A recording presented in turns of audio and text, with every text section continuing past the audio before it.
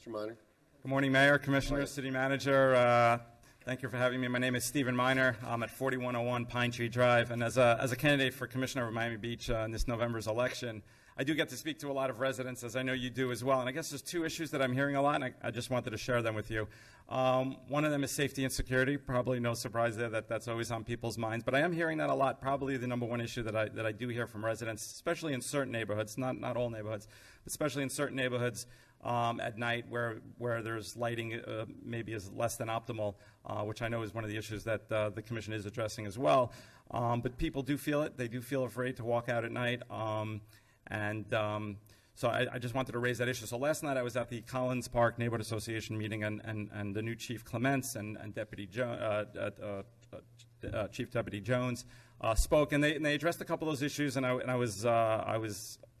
liked what I heard. So a couple of the issues they raised was that there's going to be actually an increase in the police force. They're adding 18 more officers, which was great to hear. We have a great dedicated police force. They also talked about that there'll be more police officers on foot on the beat in certain areas that may not have seen that kind of presence in the past, which was also good to hear. I have to say I had an incident myself. I was actually driving with my wife in the middle of the day on Monday by 37th, turning onto Indian Creek Drive by the stop sign, and a clearly emotionally disturbed person tried to open the back door of our car. Mm-hmm. And as I tried to wave her off, it actually became more, and you can see that there was something amiss and wrong. So luckily my doors were locked, and we went around and we found a police officer very quickly, which was also comforting, who then circled but told us that that's not the first time, and he thinks he even knows which person we're talking about. So sometimes there are repeat offenders, which again, the chief and deputy chief mentioned as well. That's something they want to address, dealing with sort of lower level misdemeanor crimes, and enforcing all the laws and making sure that sort of those petty crimes get addressed, because they kind of infiltrate and make it worse. Just one, the second biggest issue that I've actually been hearing in the last 2 weeks, probably no surprise also, are iguanas. It's a major issue. The state has kind of come up with its new policy. I guess my only proposal would be maybe the city could partner, sort of a public and private sector partnership where companies can be identified, because what I'm hearing from people is that they don't know where to turn.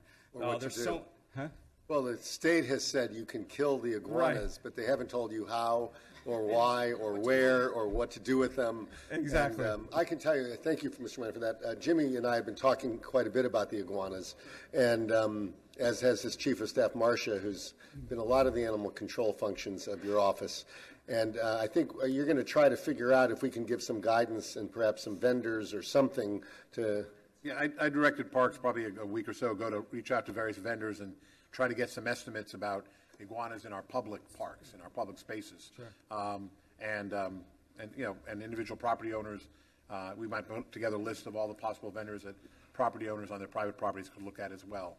Give them some guidance. And negotiating maybe some rates that they can... Yeah, no, I think the idea is if we can help individual property owners by vetting, because certainly if we're going to use somebody, then we could allow that.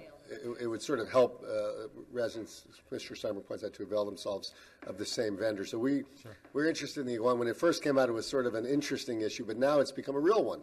Right. And because it hurts vegetation and it scares some of the smaller children and Jimmy. Yeah, well, when Fish and Wildlife, I got a lot of them in my backyard. But when Fish and Wildlife came out very recently and took it to a different level by saying that, in fact, they encourage property owners to kill them, we need to be careful, though. As you saw within days, somebody trying to kill an iguana shot a pool boy.